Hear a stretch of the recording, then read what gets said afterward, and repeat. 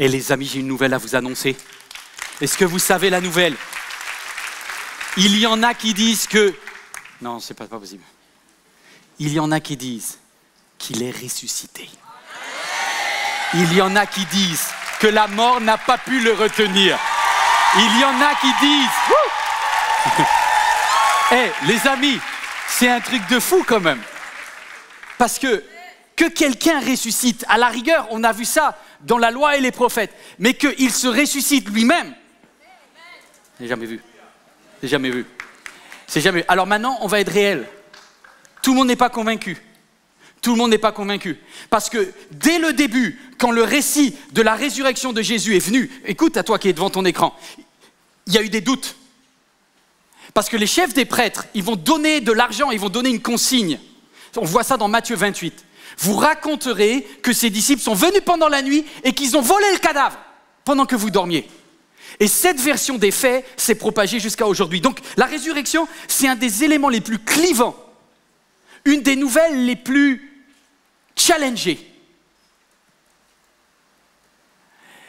Mais je crois qu'on doit faire tous cet effort d'honnêteté. Est-ce que c'est vrai? Oh, voilà. Attends.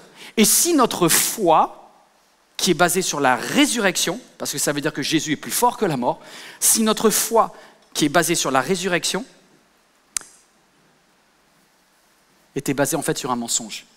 Vous savez qu'aujourd'hui, il y a de plus en plus de fake news sur la Terre. On peut mettre tout et n'importe quoi sur Insta, sur Twitter, etc. Vous pouvez avoir des comptes et vous pouvez déclarer les plus grandes âneries et vous savez que vous allez être retweeté derrière. Qu'est-ce qui prouve que notre foi n'est pas basée sur une fake news? Qu'est-ce qui te garantit? Là, vous dites, le pasteur, il commence à me faire un peu peur. Et il ne va pas bien. Non, parce que même l'apôtre Paul le reconnaît. Il écrit aux Corinthiens, il leur dit, si le Christ n'est pas ressuscité, alors toute votre foi est une illusion.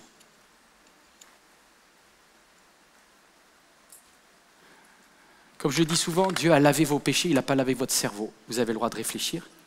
Et le doute est autorisé. Parce que même quelqu'un comme Thomas, il a douté. Voilà. Moi, je suis pasteur. Donc vous allez dire, c'est biaisé. Toi, tu es payé pour faire croire, donc tu dois croire. Mais vous voyez, le pasteur, il a un fils qui est en classe de 5e. Il y en a qui ont des enfants qui sont à l'école aussi. Quand ton enfant, il vient te voir, parce qu'il s'est rendu compte que dans sa classe, sur 29 élèves, ils sont 2 à croire que Jésus est ressuscité. Il y a un moment où tu as beau avoir appris des choses dans la Bible, tu finis par te dire, papa, moi j'ai mon copain Ibrahim, et Mustapha, ils m'ont dit, le Coran, c'est la vérité. Ils sont aussi sûrs que moi qu'ils sont dans la vérité. Sans compter les athées, les agnostiques, tous les... Wow! Ça veut dire, sur 29 élèves, qu'est-ce qui prouve qu'on serait... Parce qu'il y a une copine qui pense comme lui. Qu'est-ce qui prouve qu'on n'est que 2 à avoir raison et que tous les autres ont tort? Et pourquoi ça ne serait pas nous? Où je dis, oh, il va falloir qu'on parle, mon fils.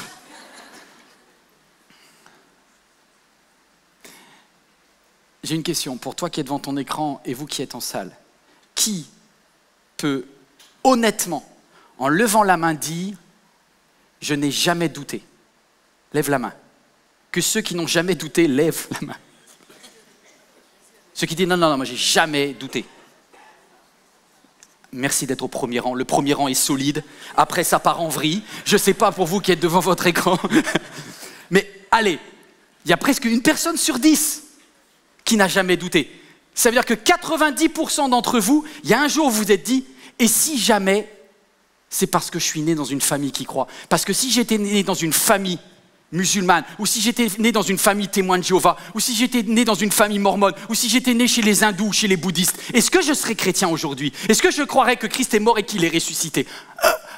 Et là, tout d'un coup, tu te poses des vraies questions. Est-ce qu'on peut être honnête un instant? Alors regardez cette petite vidéo, c'est un micro-trottoir à l'aveugle dans la rue, ici à Créteil Village, regardez. cette semaine, c'est la Pâque. Est-ce que vous, c'est quelque chose auquel vous croyez, à la résurrection, ou pas du tout? Pas du tout. D'accord. Pas du tout. Pourquoi? Une question. Je sais pas. Non, j'ai pas de réponse en fait. Bah écoutez, moi, ayant été élevé vraiment là-dedans, comme on dit, je veux bien croire que Jésus existait et tout ça. Pour moi, ça me pose pas de problème. La résurrection, non, je suis désolée, j'ai fait des études scientifiques et ça ne va pas. Sur quoi est-ce que vous basez le fait de ne pas croire à la résurrection de Jésus? Non, la résurrection, c'est l'Esprit Saint. Tout ce qui est pas, je crois que je suis trop terre à terre. Il faut que je vois. Je suis comme ça, Thomas. Je vois tout ce que je vois. Vous croyez pas du tout à la résurrection de Jésus? À mon avis, j'ai beaucoup de respect pour ceux qui y croient, mais c'est pour moi assez folklorique. Et encore, je suis gentil. Vous connaissez des gens qui sont déjà revenus, vous? À part justement dans les religions? Aucun, hein, je n'ai jamais vu. Est-ce que le fait que Jésus soit mort et ressuscité, c'est quelque chose auquel vous croyez? Moi personnellement non, mais comme j'ai de la famille qui croit beaucoup, donc je ne suis pas contre ça, quoi. C'est mon avis personnel. Mais c'est vrai qu'il y a beaucoup de gens qui y croient. Sur quoi est-ce que vous basez le fait de ne pas y croire? Moi c'est comment expliquer? On a des histoires un peu personnelles dans la famille qui font que je ne peux pas y croire. Mais c'est vrai que c'est pas une chose que je peux expliquer comme ça. Ouais, bien sûr. Non, il n'y a pas de souci. C'est quelque chose de familial, ouais. Ben, j'y crois parce que moi je suis très attachée à la foi chrétienne. Je vais vous dire franchement, toutes mes guérisons sont liées à la foi. Qu'est-ce qui vous permet de prouver que Jésus est bien ressuscité? Ben, c'est sur la Bible, bien sûr, les évangiles et tout ce qui est en lien avec la foi. La foi, c'est ce qui me porte, c'est ce qui m'aide à aller plus loin. Moi, je suis musulman, mais Jésus c'est mon prophète aussi, mais je crois que Jésus un jour il va tourner encore. Qu'est-ce qui vous permet d'assurer que c'est la vérité? Parce que c'est le Coran qui dit ça, alors c'est la vérité, c'est le Dieu qui dit ça. Vous, est-ce que vous croyez à la mort et la résurrection de Jésus? Oui, je crois. Ok. Pourquoi? Parce que je suis chrétienne, c'est tout. J'ai grandi comme ça, donc je sais que la Pâque, c'est la résurrection de Jésus. Sur quoi est-ce que vous basez votre croyance en fait? Bon, je crois parce que j'ai grandi comme ça. Donc j'ai grandi avec mes parents, ils croient. Donc pour moi, je sais que Jésus existe, qu'il va revenir un jour. Donc voilà. Super. Merci beaucoup.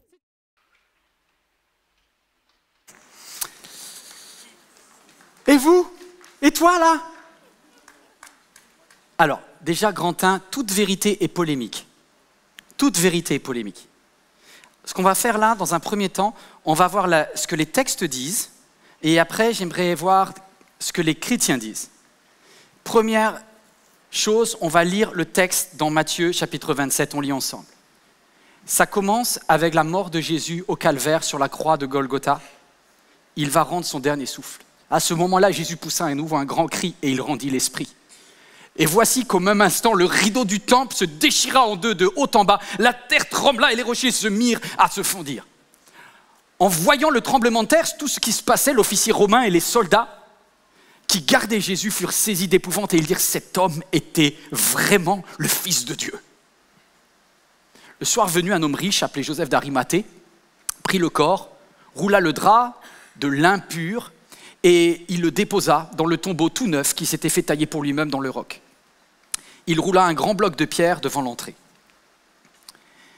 Et le lendemain, le jour qui suivait la préparation du Shabbat, les chefs des prêtres et les pharisiens se rendirent ensemble chez Pilate. Et ils dirent « Excellence, nous nous souvenons que cet imposteur a dit, alors qu'il était encore en vie, « Après 3 jours, je ressusciterai. » Faites donc surveiller étroitement la tombe jusqu'à ce 3e jour. Il faut à tout prix éviter que ses disciples ne viennent dérober le corps pour dire ensuite au peuple qu'il est ressuscité d'entre les morts, parce que cette dernière supercherie serait encore pire que la première. Pilate leur déclara, d'accord, prenez le corps, prenez un groupe de garde et assurez la protection de ce tombeau à votre guise. Ils se rendirent donc au tombeau, ils le firent surveiller après avoir apposé les scellés sur la pierre en présence de la garde. Mais le lendemain, après le Shabbat, comme le jour commençait à poindre, dimanche matin, Marie de Magdala et Marie se rendirent en chemin pour aller voir la tombe. Tout à coup, il y eut comme un violent tremblement de terre. Un ange du Seigneur descendit du ciel et s'approcha de la tombe. Il roula la pierre du côté et s'assit sur elle. Il avait l'apparence de l'éclair et ses vêtements étaient aussi blancs que la neige. Mais l'ange, s'adressant aux femmes, leur dit « Vous autres, n'ayez pas peur. Je sais que vous cherchez Jésus qui a été crucifié. Il n'est plus ici car il est ressuscité comme il l'avait dit. Venez voir l'endroit où il était couché. Puis allez vite annoncer à ses disciples qu'il est ressuscité d'entre les morts. Et voici, il vous précède en Galilée. C'est là que vous le verrez. Voilà ce que j'avais à vous dire. » Sauf que pendant ce temps, quelques autres soldats de la garde retournèrent en ville pour faire au chef des prêtres leur rapport sur tous ces événements. Ceux-ci convoquèrent les responsables du peuple et après avoir délibéré avec eux, ils leur versèrent aux soldats une somme d'argent avec cette consigne. Vous raconterez que ces disciples sont venus pendant la nuit et qu'ils ont volé le cadavre pendant que vous dormiez. Les soldats prirent l'argent et se conformèrent à ces consignes. Cette version des faits s'est propagée jusqu'à aujourd'hui. Ok. Un événement, deux versions. C'est pas possible que les deux aient raison. Alors, quelle est ta version des faits? Grand B, la version de beaucoup de chrétiens. La version de beaucoup de chrétiens. Les amis, je crois qu'on a beaucoup de mal à argumenter là-dessus. Et la plupart des arguments que l'on donne sont des arguments qui ne peuvent convaincre personne. La plupart d'entre nous, on va avoir un raisonnement circulaire. C'est-à-dire, la Bible dit qu'il est ressuscité, je crois dans la Bible, donc c'est vrai. Mais en fait, c'est comme si tu dis, je crois que c'est vrai parce que c'est vrai. Tu n'as rien démontré. D'ailleurs, toutes les religions font ça. Je ne le connaissais pas, mais c'est très intéressant ce que dit ce musulman qui est croyant. Il croit que Issa est un prophète qui va revenir. Il dit, le Coran est vrai, c'est écrit dans le Coran, donc c'est vrai. Il a fait un rond, il a fait une boucle. Et du coup, la plupart des religions vous demandent de croire un texte tel quel, et une fois que vous dites le texte est vrai, bah forcément derrière tout est vrai. Deuxième argument, et cette chrétienne est très intéressante parce qu'elle le dit, elle le reconnaît, et je pense que beaucoup d'arguments, c'est « mes parents me l'ont appris ». Ma maman, elle m'a expliqué les histoires de la Bible lorsque j'étais petit, je suis allé à l'école dimanche. Il y en a à qui votre foi, elle est culturelle en fait. Et le danger de cela, c'est qu'effectivement, tout est basé sur dans quelle famille vous naissez. Parce que, c'est super fragile. Si je n'ai pas des arguments solides pour défendre ma foi, alors c'est un terrain vide, c'est des opportunités incroyables pour que le doute et Satan viennent en moi et me fracassent tout. Vous savez que la première chose que Satan a prononcée comme parole à des êtres humains, c'est « Dieu a-t-il réellement ?» Et alors que le doute est quelque chose de normal, au bout d'un moment, c'est la clé de voûte. Tu sais, c'est comme une maison, tu construis tout. Mais si jamais ta clé de voûte qui tient toute la charpente, tu l'enlèves, bam, tout s'effondre. Et c'est pourquoi l'apôtre Paul dit, si le Christ n'est pas ressuscité, votre foi est sans fondement. Et il y a plus en fait. S'il est vrai que les morts ne ressuscitent pas, nous devons être considérés comme des faux témoins à l'égard de Dieu. Il va plus loin, il dit, or si le Christ n'est pas ressuscité, votre foi est une illusion et vous êtes encore sous le poids de vos péchés. Si la résurrection est fausse, alors ça veut dire que la mort de Jésus n'a pas pu te pardonner tes péchés. Si tes péchés sont encore là, ça veut dire que t'es foutu. Il dit de plus, ceux qui sont morts en croyant, unis à Christ, ils sont à jamais perdus. Et si c'est seulement pour cette vie présente que nous avons mis notre espérance dans le Christ, nous sommes les plus à plaindre de tous les hommes. Écoutez bien, quitte à avoir une religion, prends une religion qui gagne, quoi. Une religion pour les costauds. Mais sauf que Jésus, il nous dit, si ton ennemi te frappe sur la joue droite, tends-lui la gauche. Dis non, moi je reviens à la loi juive, c'était quand même mieux. Œil pour œil, dent pour dent, tu m'en mets une, je t'en mets une. Et Et c'est pour ça que l'apôtre Paul, il a appliqué la Torah avec la loi du talion, œil pour œil, dent pour dent. Et il dit, mais purée, si j'ai basculé au christianisme, alors que Jésus n'est pas ressuscité, je me suis fait arnaquer, je suis devenu une bonne poire. Parce qu'avant, au moins, j'avais l'armée avec moi. Avant, j'avais au moins des gardes. Là, maintenant, je suis persécuté, je suis frappé. Parce que le christianisme n'est pas une religion de conquérants. Regardez ce qui se passe dans les 3 premiers siècles. Ils en meurent. Et c'est pour ça qu'il dit, cette religion d'amour-là, c'est une catastrophe. On est les plus à plaindre de tous les hommes, si jamais c'est que pour cette terre, et qu'il n'y a pas un ciel derrière. Oh là là là là, il y en a qui sont perturbés là. Est-ce que je me suis fait arnaquer? Et si tout était faux? Toute vérité est polémique. La question c'est, et toi tu crois pourquoi? Grand 2, les raisons de ma foi, les raisons de ta foi. Est-ce qu'on peut voir ensemble quelques raisons? Alors pour cela, je dois faire un petit retour historique. Jusqu'en l'an 300, les chrétiens sont persécutés. Le christianisme ne s'est pas répandu par la guerre ni par la force, il s'est répandu par la souffrance, par les persécutions, par des hommes et des femmes qui, de maison en maison, d'histoire en histoire, étaient persécutés pour abjurer leur foi. Puis, au bout d'un moment, avec la transformation de l'Empire romain, ça devient une religion d'État. Tout d'un coup, être chrétien n'est plus dangereux. Ok, vous êtes toujours avec moi?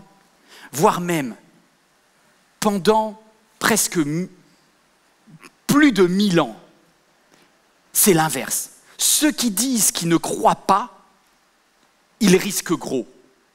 Et le grand danger de la religion et de la politique, c'est que c'est un binôme qui tue. Et du coup, malheureusement, au Moyen-Âge, en plus, ils n'ont pas la lecture de la Bible. Il y a très peu de gens qui peuvent lire les textes. Donc, tout est faux sur leur compréhension de qui est Christ. Alors, il va y avoir des gens qui sont morts. Il y a soi-disant des personnes qui sont brûlées. Et c'est vrai, parce qu'elles ont osé dire que même des scientifiques sont mis à mort. Demandez à Galilée s'il a trouvé cool le fait d'avoir remis en cause certains principes.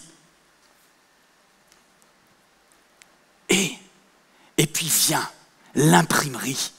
Merci Monsieur Gutenberg, parce qu'il a permis que tout d'un coup le texte puisse être de plus en plus accessible dans toutes les maisons. Et ça va entraîner une réforme incroyable. Au lieu de croire, parce que l'institution nous demande de croire, les gens vont commencer à regarder eux-mêmes les textes. Ils vont vérifier si ce qu'on leur dit est exact. Ils vont se rendre compte qu'il n'y a pas forcément de purgatoire parce que ce n'est pas écrit. Ils vont se rendre compte qu'il n'y a pas besoin de payer pour pouvoir être sauvés. Et ça va faire une réforme. Ils vont protester, ils vont dire « mais le texte, il est extraordinaire !» Et cette réforme, je ne sais pas si vous réalisez, mais ici en France, il y a plus d'1 million de personnes qui ont été persécutées pour leur foi, c'était les Huguenots. Et d'ailleurs, il y a 1 million qui ont fui la France pour partir vers d'autres pays d'Europe. Ils sont allés se réfugier là où ils pouvaient, en Hollande. Ils sont partis se réfugier aux États-Unis. Et ça sera les Pilgrims. Ils vont dire plus jamais la persécution au nom de Dieu. Et ils vont lire le texte. Sauf que les années passent, vous êtes toujours là ou pas? Et alors que c'est très bien de pouvoir questionner notre foi, et je crois qu'il faut questionner notre foi, à partir des années 1900, il y a, alors que le protestantisme avait favorisé le siècle des Lumières avec Voltaire, avec Rousseau, on ose poser des questions, on ose réfléchir sur notre foi, ça c'était formidable. Tout d'un coup, on va tellement loin qu'on finit par se dire, et si tout était un fake? Et dans les années 1900, avec le développement de la science, on finit par dire tout est faux. Et une grande majorité des croyants de la Réforme finit par se dire est-ce que même le texte de la Bible est correct? Et là, va être remis en question le fait que Jésus soit vraiment mort et ressuscité, parce que peut-être que le parchemin qui datait à ce moment-là, les versions qu'on avait, c'était essentiellement des versions qui dataient du Moyen-Âge, c'était la Septante, etc. Donc on s'est dit, en 1000 ans, ça se trouve, le texte, il a été falsifié. Et beaucoup de chrétiens ont perdu la foi à ce moment-là, parce qu'ils se sont dit, le texte est peut-être faux.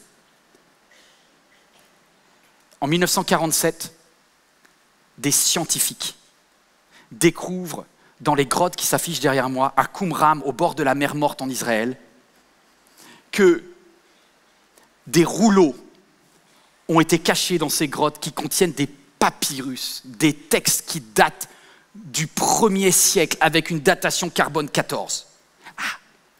Et là, on se dit, on va vérifier si le texte tel qu'il était copié au Moyen-Âge est le même que celui qui était au 1er siècle de Jésus-Christ. Parce que c'est une époque où les Esséniens avaient caché, c'était à l'époque de la révolte des Juifs contre les Romains, ils ont caché les textes de la Torah, ils ont caché tous leurs premiers textes dans ces grottes. Et là, on s'est rendu compte, grotte après grotte, on a trouvé plus de 500 manuscrits préservés. Mes amis, j'ai une bonne nouvelle, il n'y a pas d'arnaque.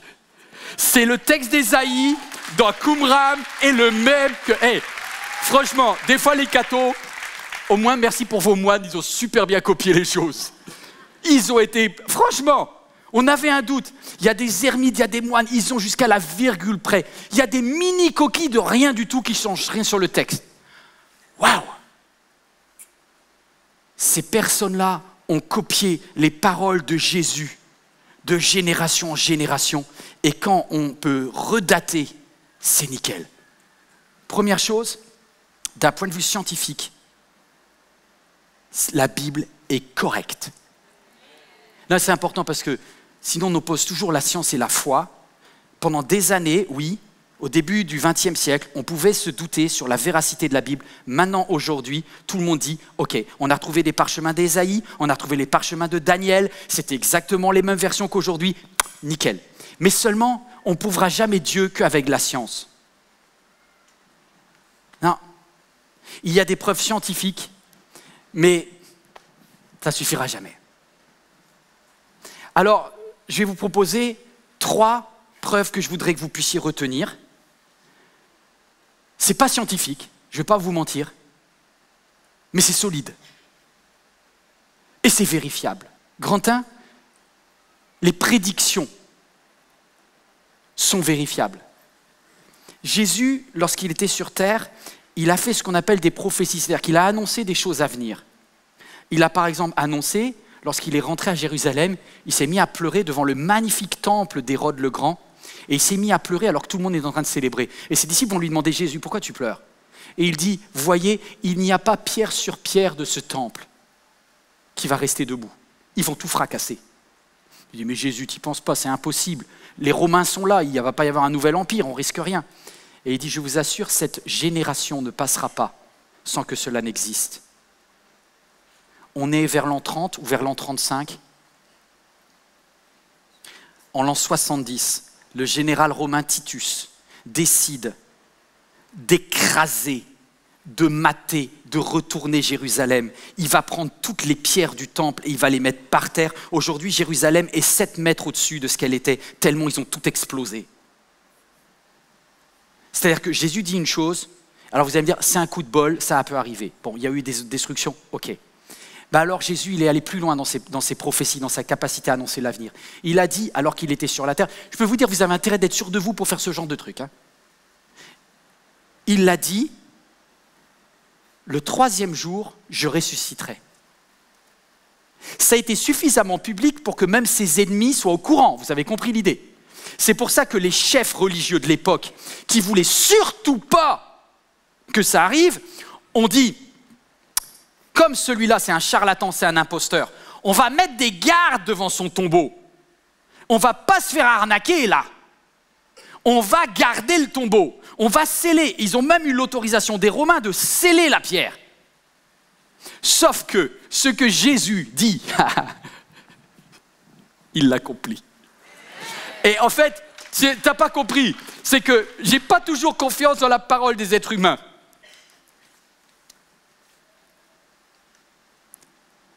Mais il est quelqu'un. Au commencement était la parole était avec Dieu et la parole était Dieu. Il est venu chez les siens, mais les siens ne l'ont pas reçu. Mais à tous ceux qui l'ont reçu, il a donné la puissance, le pouvoir de devenir enfant de Dieu. Et personne ne pourra s'opposer. Tu peux mettre tous les gardes du monde. Ce qu'il dit, il l'accomplit. Et du coup, le 3e jour, C'était chaud, mais ils l'ont vu. Malgré tous leurs efforts, ils n'ont pas pu l'empêcher. Vous allez me dire, qui c'est qui le prouve? Il y avait du monde.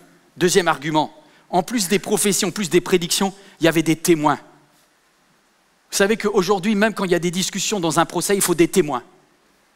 Il faut des gens, des gens qui sont solides émotionnellement, mentalement. Voici ce qui est écrit. Jésus est ensuite apparu à Pierre.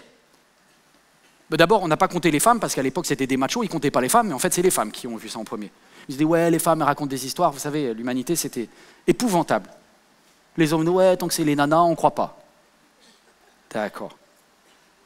N'empêche que c'était les femmes qui étaient les plus fiables. Ensuite, il est apparu à Pierre, puis aux 12. Après cela, il est apparu à 500 frères et sœurs à la fois. Ça commence à faire du monde, hein. 500 frères, dont la plupart sont encore vivants. Alors attends, qu'on comprenne bien. Vivants au moment où il écrit ça, l'apôtre Paul. C'est-à-dire que Paul, il a vu les gens. Il a vu Jeanne, il allait interviewer, il a fait un micro-trottoir avec Marie. Vous comprenez l'idée? Il a lu le 06, est-ce que c'est vrai? Tout était là. Oui, j'ai vu. Jacques, ensuite à Jacques, à tous les apôtres. Ils l'ont vu. Donc, vous allez me dire, ouais, mais... ceux qui ne l'ont pas vu, d'ailleurs, ils sont mis à douter. Thomas, il n'était pas là le jour où Jésus était là, où Jésus s'est présenté. Qu'est-ce qu'il a dit Thomas après? Il a dit, tant que je ne le vois pas là, vos salades là, j'y crois pas. Et du coup, Jésus, il revient et dit, shalom, paix avec vous. Et il dit, hé Thomas, Thomas, il se fait petit ce jour-là. Et il dit, Thomas, tu as dit, tant que tu n'auras pas mis ta main dans mes mains, dans le clou, la trace, viens. Non, c'est bon. Viens, Thomas. Viens, Thomas. Et Thomas, qui doutait, a fait traverser. Et qu'est-ce qu'il a dit, Thomas, à ce moment-là? Il est tombé sur ses genoux et il a dit, mon Seigneur et mon Dieu. Et là, vous avez transformé un scientifique en un croyant. Quelqu'un qui va croire beaucoup, beaucoup, beaucoup même. Parce que vous savez que de tous les apôtres, celui qui va aller le plus loin, c'est Thomas. Thomas, il va aller jusqu'en Inde. Il va aller plus loin qu'Alexandre le Grand. Le Thomas, hein, le gars qui ne serait jamais sorti de la barque, tu vois, qui dit si Pierre veut se noyer, c'est son problème. Mais il va aller jusqu'au bout. Il va traverser les fleuves, il va traverser les rivières, il va traverser les jungles. Et il va arriver jusqu'en Inde. Et là, il va dire, je vous annonce une chose. Bon, ça ne va pas lui réussir parce qu'il va mourir, hein. En fait, ils vont tous mourir pour leur foi. Parce que quand tu vas arriver vers des personnes qui ont déjà une croyance, qui ont déjà une religion, et que tu leur dis, je vous annonce une bonne nouvelle, même si c'est une bonne nouvelle, ils n'y croient pas. Alors ils vont donner leur vie. Et ça, c'est pour moi un argument important de ces témoins, parce que moi, un témoin, même un témoin peut mentir. Bon, il y a un moment sous la torture, tu mens moins quand même. Or, ils ont tous été torturés, ou presque. Vous saviez que quand l'apôtre Pierre était crucifié, la tête en bas, dans des souffrances atroces, et tous les témoins qui étaient là et qui ont donné, qui ont payé de leur vie, ont eu la possibilité de dire « Je reviens sur mes déclarations. Je reconnais qu'il n'est pas ressuscité. » Et du coup, il l'aurait détaché. Donc vous voyez, moi je crois qu'on peut faire des blagues pendant 5 minutes ou une fake news, pourquoi pas. Mais si tu me dis, Yvan, est-ce que tu es prêt à mourir? Non. Tu as intérêt d'être sûr de toi pour en mourir, pour en être décapité, pour en être crucifié. Enfin, je vais dire, pour donner ta vie, tu as intérêt d'être sûr que l'info. Et pourquoi ils y croyaient? Parce qu'ils disent, mais je ne peux pas dire, je l'ai vu, que vous dire? J'ai mis ma main dans sa main. Et c'est pour ça, ils étaient 500. Et vous, allez, à la rigueur, c'est pas arrivé un jour, c'est arrivé pendant 40 jours. Il est dit, après avoir souffert, Jésus se présenta à eux vivant, leur donnant des nombreuses preuves. Pendant 40 jours, il se montra à eux. Seriez-vous prêts, vous, à mourir, torturé, crucifié pour une blague? Non. Mais à la rigueur, jusque-là, je ne vous ai pas démontré pourquoi votre religion, à la rigueur, elle est différente des autres. Parce que dans toutes les religions, vous avez des martyrs. Ça ne suffit pas.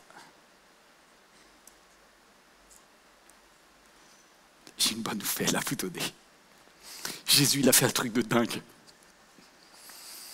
Jésus, lorsqu'il était sur la terre, il a guéri l'aveugle Bartimée. Lorsqu'il est sur la terre, il a délivré des personnes qui étaient possédées. Lorsqu'il était sur la terre, il a dit à Lazare, sors, et Lazare est sorti. Ils ont vu ses œuvres. Et Jésus dit, croyez en moi, non pas à cause de mes discours, croyez en moi à cause de mes œuvres. Mais il va plus loin. Regarde ça, il dit, et je vais vous proposer quelque chose. Jésus nous a proposé un challenge. Il a dit, voici les signes, les preuves et les prodiges qui accompagneront ceux qui auront cru. En mon nom, regardez le verset 17, ils chasseront les démons, ils parleront de nouvelles langues, ils imposeront les mains aux malades et les malades seront guéris. Ouh, t'es sûr de toi? Je veux dire, t'as intérêt. Écoutez. Il y a plein de religions qui font de la théorie. Vous êtes d'accord avec ça? Toutes les religions font des théories. L'origine de l'humanité, l'origine du péché, la solution, etc. Toutes les religions. Mais il y en a un seul qui dit, je suis tellement sûr de moi. Verset 12. Celui qui croit en moi accomplira lui-même les œuvres que je fais et il en fera même des plus grandes.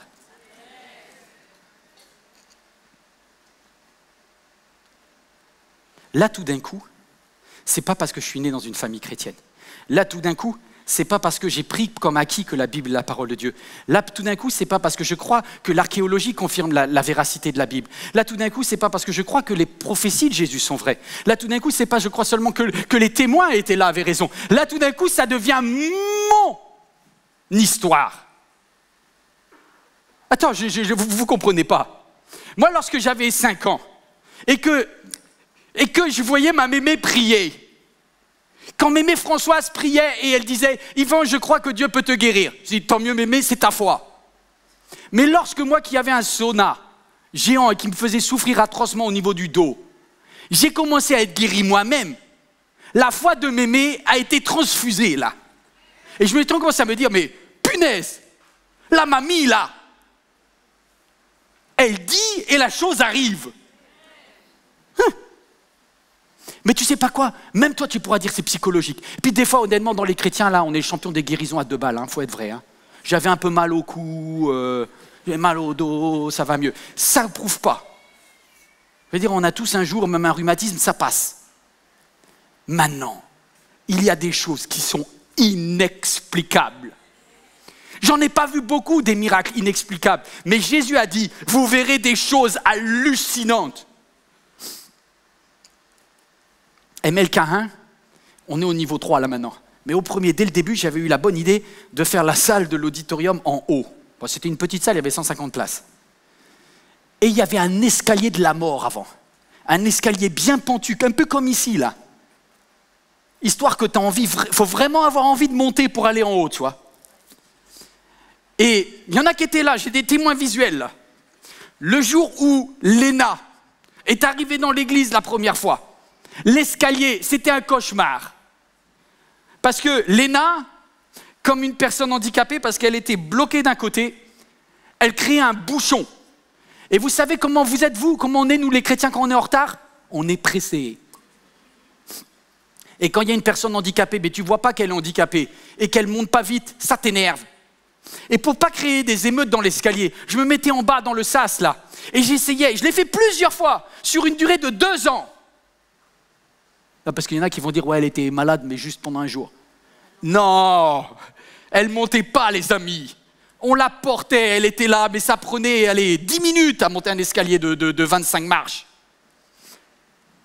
Et je voulais descendre avec Léna pour lui dire, Léna, tu as une place, c'est ta maison ici. Et si c'est plus long, parce que notre ascenseur, il ne fonctionnait jamais. Si je viens avec toi. Et je monte. Et puis... Moi, vous savez, je ne fais pas toutes les réunions ici. Mais il y a jeudi soir, où avec le pasteur Nicolas, Léna, elle a dit, je veux la prière. Le pasteur Nicolas a prié pour elle, lui dit, Léna, bouge le bras. Moi, je n'étais pas là. À la rigueur, je ne suis pas obligé de croire, je n'étais pas là.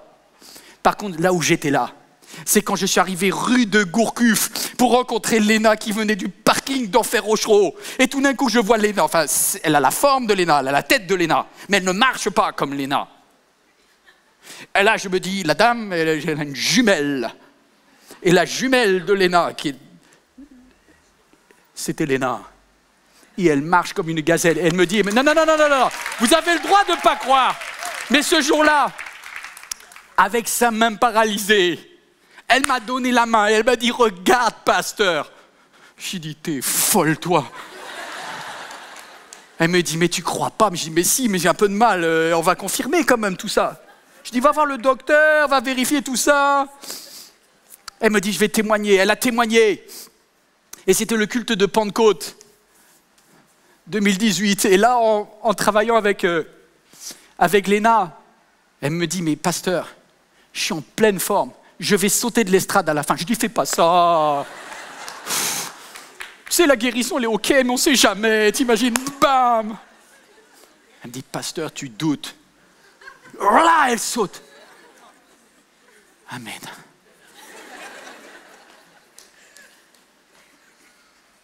Voici les signes et les prodiges qui accompagneront ceux qui ont cru. Ce n'est pas la foi de ma maman. C'est devenu ma foi à moi. Ce n'est pas l'histoire des autres, c'est mon histoire. Et du coup, ce que je dis à Ethan, écoute mon garçon, tu as un livre qui est formidable. Je crois que ce sont les Saintes Écritures. Mais tu as le droit d'en douter. Maintenant, fais comme tu fais en cours de maths. En cours de maths, on t'apprend, apprenez une théorie, et si la théorie, elle est applicable, alors c'est une vérité. Tu prends le théorème de Pythagore, et si le théorème de Pythagore, une fois que tu fais bien le calcul, l'hypoténuse et tout ça, c'est qu'il avait raison, monsieur Pythagore. La théorie et l'application pratique de cette hypothèse doit donner une vérité. Jésus a dit, voici les signes et les miracles qui accompagneront ceux qui ont cru. Aujourd'hui, il y a des choses expérimentables et j'accepte que tous ceux qui n'ont pas expérimenté n'y croient pas et j'ai envie de te dire, tente une prière. Et je suis tellement convaincu à titre personnel que j'ai envie de te dire, et si tu prenais le risque d'y croire? Voilà. Et si tu prenais le risque? Parce qu'il y a plein d'expériences cheloues que tu vas faire avec Dieu. J'emploie un mot un peu moderne, mais bon, c'est vraiment ça, c'est louche, bizarre.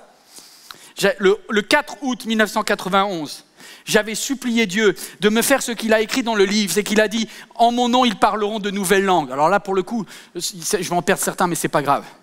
Et je crois que quand le jour de la Pentecôte est arrivé, il leur a mis des langues de feu et ils se mirent à parler de diverses langues, des merveilles, c'est-à-dire de la louange de Dieu. Le 4 août 1991, je suis devant mon lit et je dis « Saint-Esprit, donne-moi la possibilité de parler comme des langues que je ne comprends pas, des langues des hommes et des anges. » Mais je suis quand même déjà un petit peu scientifique dans ma tête, donc je n'ai pas envie d'une arnaque. Je commence à parler en langue et c'est très beau et je suis à la fois stressé parce que je suis jeune. 2 années passent et lorsque j'arrive en classe de 3e, je me dis, ah Yvan, t'étais fragile peut-être avant. Peut-être que c'est toi qui inventes les mots. Il y en a d'autres qui ont dit, c'est ce que j'invente les mots. Est-ce que je me suis monté tout seul mon film? Et ce jour-là, en bon petit français qui redoute de tout, j'ai dit, Dieu, donne-moi la preuve que le parler en langue, c'est bien ta langue. Et Dieu a fait un miracle, il me l'a enlevé. J'avais pas prévu ça. J'avais pas prévu ça. J'ai essayé de continuer à parler, que dalle. Je suis reparti sur le bon vieux, je te bénis Seigneur, tu es merveilleux, je t'aime, alléluia. Plus rien, à sec. Nada. Que nenni, zéro, que dalle. Là, j'ai une trouille. Tu sais, une sainte trouille quand t'es allé trop loin dans ton doute, tu vois. Et j'ai dit, Dieu, on va se faire un deal tous les deux. Tu me redonnes le fait de louer Dieu en d'autres langues et alors, pour le coup, je douterai plus jamais. Et là, non seulement il m'a changé, mais il m'a fait passer d'un truc guttural à moitié germanique à un truc qui roule les airs de l'espagnol, que c'était une présence de Dieu. Mais je ne peux pas vous le dire parce que vous n'étiez pas là et puis vous pourrez ne pas le croire. Mais moi j'étais là, je me rappelle encore la forme de ma chambre, je connais la couleur de mon lit. J'étais là lorsque j'ai commencé à louer Dieu dans cette langue nouvelle. Et il avait été écrit, voici les signes et les miracles qui accompagneront ceux qui auront cru en mon nom, ils parleront de nouvelles langues et ça arrive. Et du coup c'est une des preuves. Est-ce que c'est la preuve suffisante à elle toute seule? Non. Mais est-ce que je crois que c'est vrai? Oui, parce que je l'ai vécu. Et c'est ça, Il y en a qui va me dire, je dois vous quitter, mais il y a quelqu'un qui va me dire, c'est pas scientifique ce que tu dis là. Non, c'est pas assez scientifique. De toute façon, les gens intelligents, ils croient pas. Vous avez déjà entendu ça? Il y en a qui traînent un petit peu en France. Enfin, je vais dire, va dans ton entreprise, fais un speech devant tout le monde en disant, je crois que Dieu fait des miracles aujourd'hui. Il y avait des champignons dans la pizza, hein.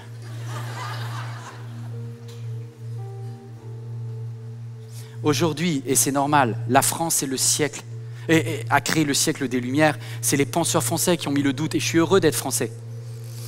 Mais aujourd'hui, enfin, je veux dire, si t'es croyant, c'est presque, t'as une petite fragilité, tu vois. 65% des prix Nobel sont chrétiens. Regardez la stat. Moi, des fois, j'ai envie d'envoyer à TF1 et tout ça les données là. Parce que si tu dis que t'es chrétien, à part le fait de faire de la télé-réalité ou Hanouna, t'es pas invité, tu vois. Il faut vraiment aller dans des trucs un peu borderline pour être crédible, tu vois. Mais en gros, tu seras en même temps qu'un prêtre vaudou et qu'un... 65% des prix Nobel sont chrétiens. Attendez, nos amis juifs là, 21%. Pétard! Ben, c'est très bien. Eux, ils ont écrit l'Ancien Testament, nous on a écrit le Nouveau. À deux, on fait 80, 86. C'est bien. Moi, je trouve ça classe. Est-ce que cet argument à lui tout seul suffit? Non, mais c'est encore un de plus quand même. Et surtout, moi, j'en avais marre à l'école d'avoir honte de dire « Oui, je suis chrétien, oh, t'es idiot. » Bah, excusez-moi, mais les athées, faites un peu moins les malins, quoi. Quand on n'est pas foutu de faire plus de 10% des prix Nobel, au moins on la joue humble, quoi. Donc, non, mais vous avez le droit. Surtout qu'on a mis les agnostiques avec vous pour booster vos chiffres. Hein. Donc, waouh! Aujourd'hui, je ne suis pas tout le seul à croire. Juste, je compte même pas le christianisme parce qu'il y a tellement des christianismes et il y a tellement des foi différentes. Si on cumule les orthodoxes, les catholiques, les protestants, toutes les différentes sensibilités évangéliques, 2 à 2,5 milliards d'êtres humains. Mais juste, je vais faire une statistique la plus honnête, celle qui zoome sur ceux qui croient aux trois là, que Dieu est capable de chasser des démons, que Dieu est capable de faire vivre donc des miracles, des guérisons et le fait de parler en langue. Est-ce que tu es tout seul à le croire? Yvan, est-ce que tu es tout seul? Parce qu'en général, quand tu es tout seul à croire quelque chose et que tout le monde dit que tu as tort, c'est pas bon. On est 644 millions. Ça veut dire que ça fait un peu de monde quand même. Et juste pour info, de toutes les religions, c'est celle qui grandit le plus vite. Pourquoi? Parce que lorsque tu as une bonne théorie et que tu peux l'expérimenter, ça te rend solide. Et Tan, lis ta Bible, ce sont les Saintes Écritures. Mais vis par le Saint-Esprit, il la rend vivante aujourd'hui. Si tu as juste le livre, tu es un théologien, tu as une foi religieuse que je respecte, mais ça ne veut pas dire que ça marche, alors c'est pas prouvable. Mais lorsque tu prends une théorie et que par le Saint-Esprit, tu peux vivre le miraculeux de Dieu aujourd'hui. Voilà. Donc je ne vous demande pas de ne pas avoir de cerveau, je dis bossez les textes, travaillez votre cerveau et laissez vivre votre âme parce qu'on est corps, âme et esprit, on a besoin de cet ensemble-là. Vous êtes d'accord avec ça? Je vous quitte parce que Jésus n'a pas un message comme les autres. Il est sans précédent, il est sans équivalent, il est incomparable. Parce qu'il est le seul qui est capable de dire à ceux qui le persécutent et qui sont en train de le fracasser, il est tellement sûr de lui qu'il dit « Père, pardonne-leur, car ils ne savent pas ce qu'ils font. » Donc en fait, jamais, excusez-moi, jamais, je demande pardon pour toutes les personnes qui croient que je suis hautain. Ou parfois, par ma croyance, j'ai été méprisant. Pardonnez-moi parce que mon sauveur n'a jamais été méprisant. Même sur la croix, il était capable d'aimer ceux qui lui faisaient du mal. Il était capable de vivre la théorie qu'il disait.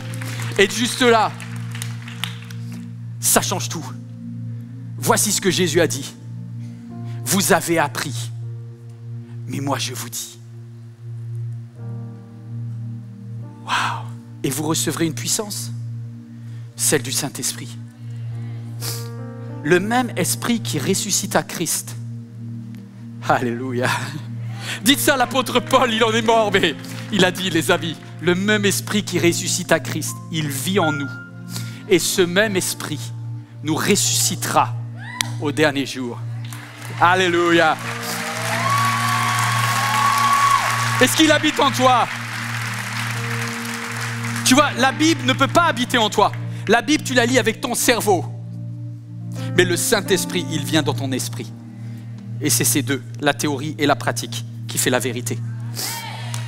Et là, je vous quitte. Je voudrais vous dire, on a tous notre histoire. On a tous nos chants. On a tous nos rêves. On a tous nos théories. Mais aujourd'hui, et de façon solennelle, je vous dis, l'histoire des premiers chrétiens est devenue mon histoire. Leurs chants en prison sont devenus mes chants. Les chants que je chante, mes louanges à moi. Leurs guérisons sont devenues ma guérison. Leurs miracles sont devenus mes miracles. Est-ce qu'il y a quelqu'un qui est allé jusque-là? C'est-à-dire que le texte est devenu vie en toi. Et dans ce cas-là, ce n'est plus quelque chose d'abstrait, c'est quelque chose de concret. Je me retire. Est-ce que c'est ton histoire? Quel est ton chant?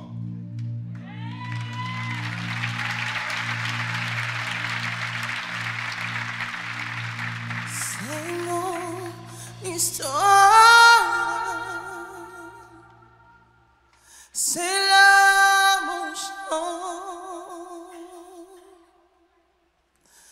Louez mon sauveur à chaque instant. C'est mon histoire, c'est là mon chant. Louez mon sauveur à chaque instant.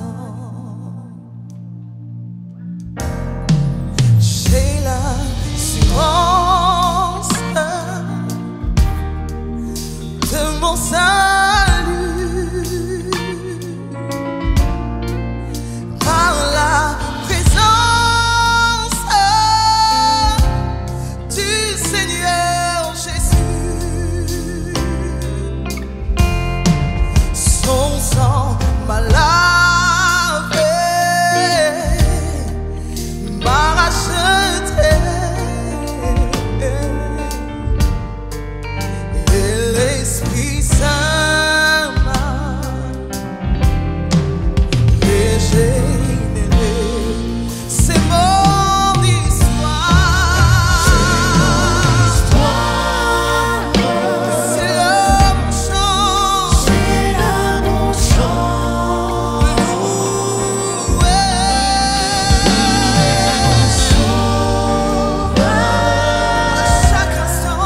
à chaque instant, c'est mon histoire, c'est là mon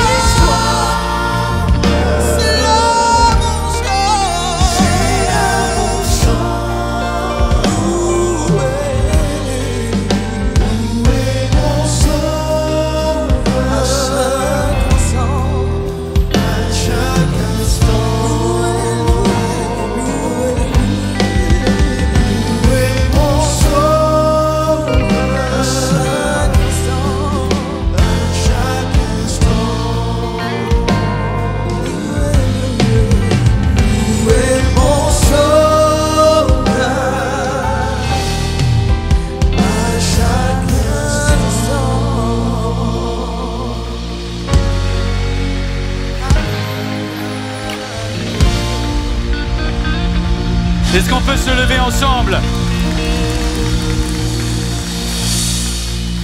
J'ai une bonne nouvelle. Ni la mort, ni la vie, ni les choses en haut, ni les choses d'en bas, ni mes doutes, ni mes craintes, rien ne pourra me séparer de l'amour de Dieu manifesté en Jésus-Christ, mon Sauveur. Est-ce qu'on peut allumer ici la possibilité de dire, Jésus, jusqu'à ce que tu reviennes,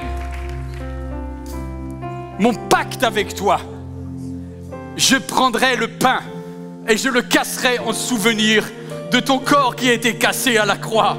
Toi qui es devant ton écran, va chercher un morceau de pain. Prends le fruit de la vigne, prends une coupe, un verre, verse. Et tu dis, ce sang a été versé à la croix pour moi. Si vous êtes au fond, vous qui êtes dans l'auditorium, vous allez avoir au milieu la possibilité de prendre la Sainte Seine, sur les côtés également. Vous voyez, ça commence à s'allumer. Si c'est ton histoire, si c'est ton chant, alors j'ai une nouvelle à te dire. Le bois infâme, il a payé pour tes péchés, parce que tu ne peux pas venir prendre la Sainte Seine en disant « je suis assez bien pour la prendre ». Tu viens prendre la Sainte Seine en disant « je suis pécheur, je ne tiens pas mes paroles, je ne suis pas à la hauteur au niveau de mon caractère. Parfois je mens, parfois je pense mal. Viens me laver, viens me nettoyer. Je veux une transfusion de Dieu aujourd'hui. Est-ce que tu veux une transfusion? La vie de Christ en toi. C'est ça qu'on symbolise avec la Sainte Seine. Lorsque tu te sens prêt pendant ce chant, tu quittes ta place, c'est pas obligatoire. Je n'oblige pas. Si tu n'y crois pas, il n'y a pas de souci. Reste à ta place, j'ai du respect pour toi. Mais pour ceux qui y croient, gloire au nom de Jésus. Démarre, chef. Je crois en cet instant que rien ne peut retenir l'amour de Dieu.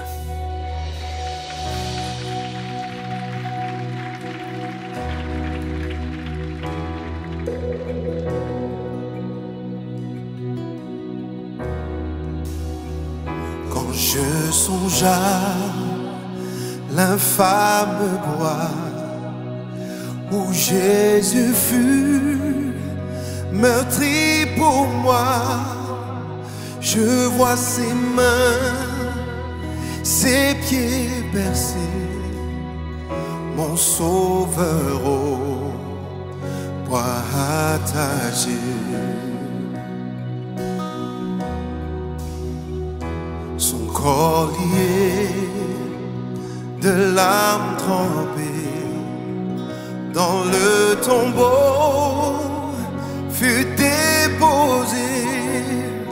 L'entrée scellée d'une lourde pierre, le Messie seul est délaissé.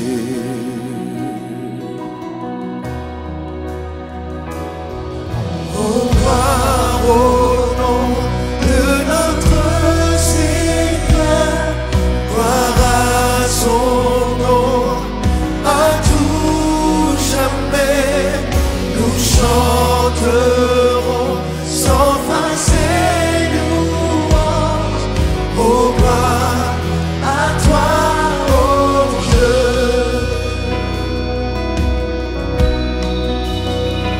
Mais au matin du troisième jour, le Fils des cieux est ressuscité. La mort n'est plus, elle est vaincue. Les anges acclament Christ notre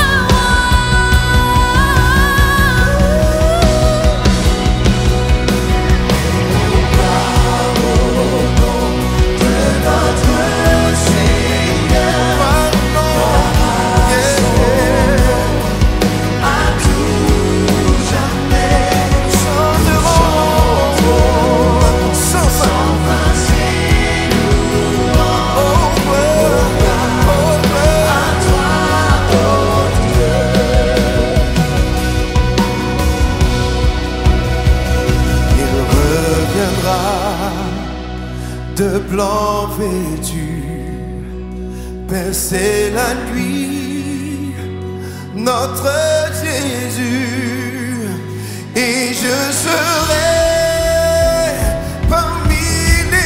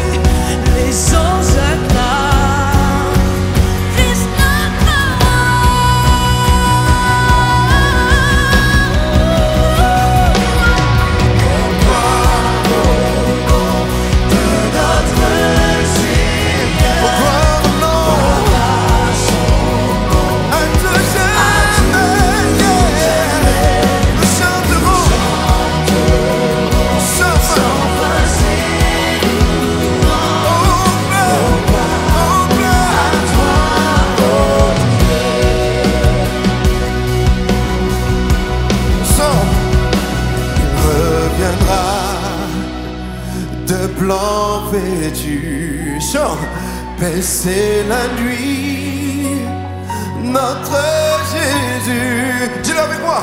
Et je serai parmi les saints, captivés par sa gloire sans fin.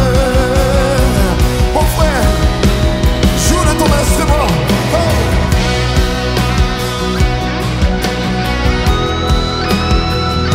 Toute la gloire à toi, Jésus.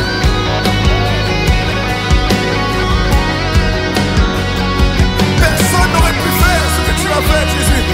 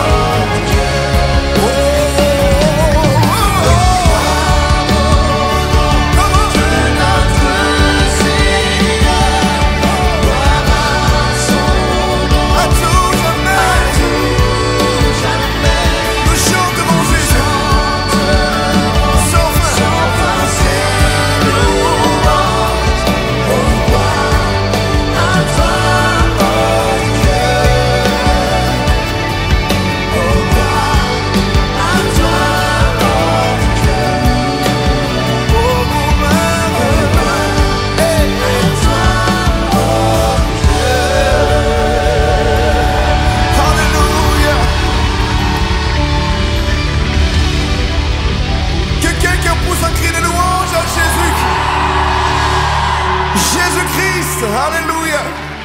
Tu es digne de recevoir toute la gloire. Alléluia. Est-ce qu'on peut acclamer le Seigneur Jésus dans ce lieu? Alléluia. Ah, il fait bon dans la maison du Seigneur. Même là où tu te trouves derrière ton écran, il fait bon d'être dans la présence même de notre Seigneur Jésus-Christ. Amen. Pour toutes les personnes qui ont des besoins de prière, vous pouvez envoyer vos sujets de prière à prière@églisemlk.fr. Également, il y a une ligne de prière. Vous pouvez appeler au numéro qui s'affiche au bas de votre écran et un équipier sera ravi de prier, pas seulement pour vous, mais avec vous. Amen. Et pour ceux et celles qui sont dans l'auditorium et qui souhaitent le secours ou le soutien dans la prière, vous pouvez vous avancer à la fin de cette célébration et des équipiers prières prieront avec vous. Également pour les personnes qui veulent semer et investir vraiment et apporter vraiment vos offrandes dans cette œuvre merveilleuse qui est l'église MLK, qui est bénie par l'église MLK, l'œuvre, le ministère de l'église MLK ici. C'est extraordinaire de voir comment le Seigneur agit et touche, impacte la francophonie. Pour vous qui nous regardez, qui désirez semer, vous pouvez semer à jeveusdonner.fr. Et ceux qui sont ici dans l'auditorium, vous pouvez aussi vous rendre au Point Finance et donner vos dons là-bas. Également, vous savez qu'il y a aussi la chaîne YouTube de l'église MLK. S'il vous plaît, partagez les vidéos un maximum, likez les vidéos et permettez à d'autres personnes d'expérimenter les mêmes grâces, les mêmes joies que nous expérimentons chaque semaine ici. Amen. Que le Seigneur vous bénisse abondamment, abondamment. Alléluia. Cette vidéo t'a parlé ? clique sur j'aime. N'oublie pas également de t'abonner Que Dieu vous et de bénisse. déclencher les notifications. Bon dimanche. Si cette vidéo t'a touché, elle peut aussi faire du bien à ceux qui t'entourent. Prends 5 minutes pour la partager à un proche ou à un ami.